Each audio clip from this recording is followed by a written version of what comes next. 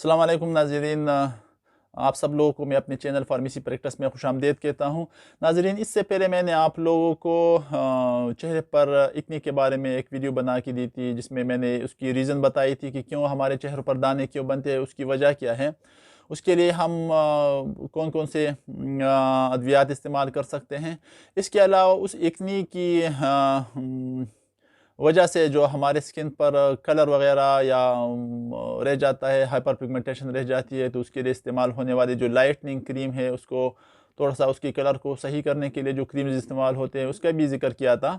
इसके अलावा मैंने आप लोगों को उसमें ये भी बताया था कि सनस्क्रीन हमारे चेहरों के लिए कितनी इंपॉर्टेंट है, हमारे चेहरों की को डिस्कलर होने से बचाने के लिए सनस्क्रीन की क्या अहमियत है। तो जिन लोगों ने मेरी वो वीडियो नहीं देखी थी, वो मैं उसकी लिंक डिस्क्रिप्शन में दूंगा, वो आप देख सकते हैं। आज मैं आप लोगों को एक्ने की वजह से होने वाले स्कार्स के बारे में बताऊंगा। यानी जब बाज़ लोगों के चेहरों पर, बल्कि अक्सर लोगों के चेहरों पर जब एक्ने आ जाती है,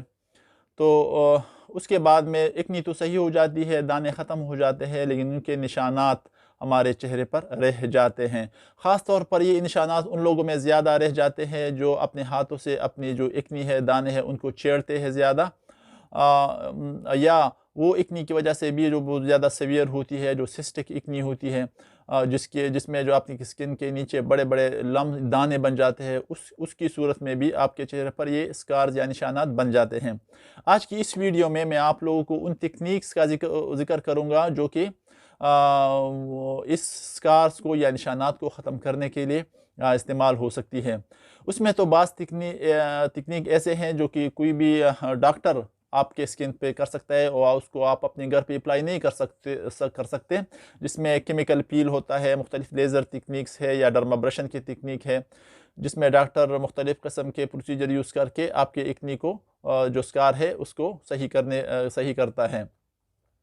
इसके अलावा मुख्तलिफ़ किस्म के दूसरे तकनीक जिसमें माइक्रो नीडलिंग बोलते हैं, जिसमें छोटे छोटे नीडल्स मुख्तलिफ टूल्स के शक्ल में अवेलेबल है, जो कि आप अपने स्किन पर उन नीडल्स के ज़रिए आप हफ्ते में या 10 दिन में एक दफ़ा उन नीडल्स को इस्तेमाल करके आप अप्लाई कर सकते हो उन टूल्स को। और यूं ही इस तरह उनकी 4-5 महीने के इस्तेमाल से आपकी जो एक्ने की जो अपीयरेंस है वो थोड़ी सही हो जाती है, फिर आपके चेहरे पर दानों के निशानात ज़्यादा नज़र नहीं आते हैं। एक तो ये स्कार्स के लिए ट्रीटमेंट है, और दूसरी इस स्कार्स सही होने के बाद अक्सर जो उनकी जो कलर होती है, वो दानों की जो निशानात की जो कलर होती है वो भी ब्लैक या ब्राउन दिखाई देती हैं। एक तो उसके लिए भी ट्रीटमेंट है, जिसके लिए आप मुख्तलिफ़ किस्म के लाइटनिंग कलर यूज़ करोगे। ये स्कार्स दो किस्म के होते हैं मेनली। एक वो स्कार्स जो कि आपका जो स्किन है, आपके जो चेहरे का जो स्किन है, उससे तकरीबन थोड़े से उनकी सतह नीचे होती है, जिसको डिप्रेस स्कार बोलते हैं। तो मैं जो तकनीक आज आप लोगों को बताऊंगा वो इन्हीं डिप्रेस स्कार के बारे में है, यानी वो स्कार, वो निशानात जिनकी जो आपके जिनकी सतह या लेवल आपके स्किन से थोड़ा सा नीचे है, छोटे छोटे गड़ों की शक्ल में होती है, उन निशानात पर आप ये प्रोसीजर, डर्मा रोलर की प्रोसीजर यूज़ कर सकते हो। अगर आपके पास कोई भी डर्मा रोलर है या डर्मा पेन है, तो आप इस्तेमाल करके ये आप कर सकते हो। आज मैं आप लोगों को डर्मा रोलर का प्रोसीजर यूज़ करूँगा, और उसके लिए आपको इसके लिए जो फिलर है या जो कोलेजन बूस्टर है, हाइलुरोनिक एसिड या विटामिन सी सीरम अगर आप यूज़ कर सकते हो, तो मैं वो प्रोसीजर आप लोगों को बताता हूँ कि आप अपने घर पर कोई भी डर्मा रोलर कैसे यूज़ करोगे, और आप उसकी साइज़ कैसे सेलेक्ट करोगे, और उसके लिए क्या एहतियातें करनी चाहिए, उसके बारे में मैं आप लोगों को आज की इस वीडियो में बता देता हूँ। नाज़रीन, कोई भी डर्मा रोलर एक ऐसा टूल होता है जिसमें जो कि जिस तरह इसके नाम से ज़ाहिर है, ये एक रोलर टाइप होता है, जिसमें ये एक रोल होता है, इसके ऊपर छोटे छोटे नीडल्स होते हैं, जो सुइयाँ होती है, जो जब आप अपने चेहरे पर लगाओगे तो ये आपके चेहरे के अंदर ये छोटी छोटी सुइयाँ घुसती हैं, और छोटे छोटे मामूली जो नज़र ना आने वाली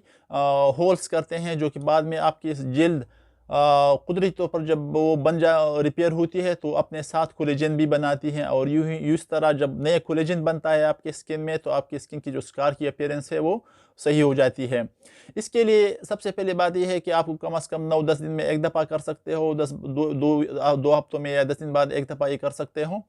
بعض لوگوں کو یہ کرنے کے بعد چہرہ تھوڑا سا سرخ نظر آتا ہے، اور تو پھر وہ تقریباً 24 گھنٹے بعد اس کی وہ رنگت صحیح ہو جاتی ہے۔ جب آپ یہ کرو تو اس کے بعد میں آپ لوگوں کو تھوڑا سا دھوپ میں نہیں جانے کا، اپنے چہرے کو تھوڑا سا حفاظت میں رکھنے کا۔ دوسری بات یہ ہے کہ جب آپ اپنے چہرے پر یہ یوز کرتے ہو تو پھر اس کی جو سائز ہے وہ آپ لوگوں کو اپنے چہرے کی جس جگہ پہ اپلائی کرتے ہو اس کے مطابق آپ نے ڈرما رولر کا سائز کرنے کا، سلیکٹ کرنے کا۔ اس میں 1.5 کا آتا ہے، 0.5 mm یا 0.3 mm، جس کا استعمال آپ اپنے ناک کے اوپر، اپنے یہاں پر جہاں پر آپ کا سکن تن ہے، باریک ہے، اس کے اوپر آپ 0.5 کا، یا آپ کے ماتھے پر آپ 0.5 کا کر سکتے ہو۔ اس سے آپ کے جو رینکلز ہے وہ بھی بہت اچھی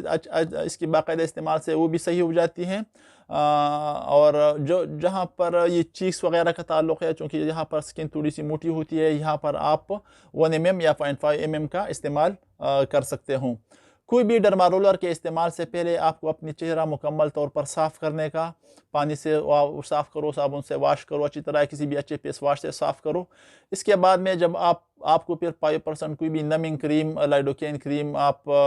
یوز کر سکتے ہو۔ 10-15 منٹ کوئی بھی کریم جہاں پر آپ یہ رولر یوز کرو گے اس سے کچھ اپنی آنکھوں کو بچائے جو آپ یوز کرو گے۔ اس کے بعد میں آپ 10-15 منٹ رہنے کے بعد اس کو اچھی طرح اپنے چہرے سے صاف کریں،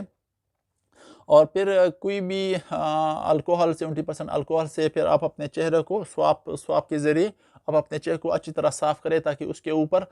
لائڈوکین کے کریم وغیرہ نہ رہیں۔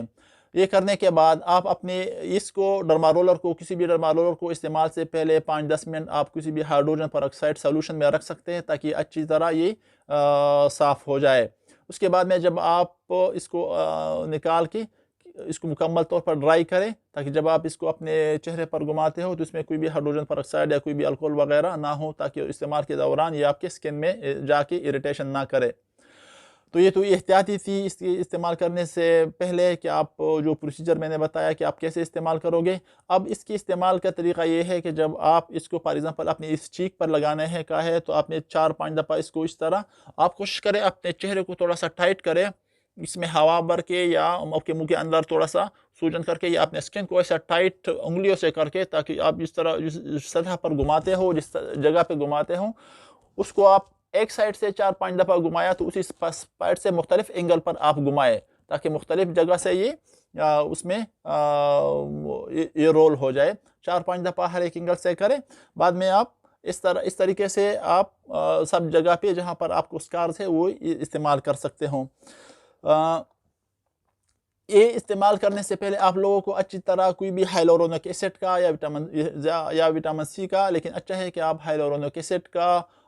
سولوشن سیرم یوز کرو۔ اس سے کیا ہوتا ہے کہ آپ کو وہ کولیجن جو ہے نا وہ اس کی بوسٹنگ کرتا ہے، زیادہ کولیجن بنتا ہے۔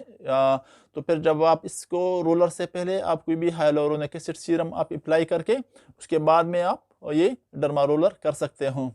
اس سے کرنے کے بعد آپ لوگوں کو کیا ہوتا ہے، تھوڑی سی برننگ سینسیشن ہوتی ہے، تو برننگ سینسیشن کو ختم کرنے کے لیے یا تو یہ ہے کہ آپ چہرے کو ٹھنڈے پانی سے واش کریں، یا نہیں ہے تو کوئی بھی ایلوویرا کا جیل بھی لگا سکتے ہیں۔ اس کے علاوہ آپ اس کے ساتھ ساتھ وٹامن سی سیرم بھی استعمال کر سکتے ہیں، وہ بھی آپ کو اسکن کے جو پگمنٹیشن ہے اس کو بھی لائٹ کرتی ہیں، اور آپ کے جو کولیجن ہے اس کی پروڈکشن میں بھی بہت ہیلپ کرتی ہے۔ مجھے امید ہے کہ آج کی ویڈیو آپ لوگوں کی دلچسپی آپ لوگوں کے لیے فائدے کا فائدے کا ہوگا۔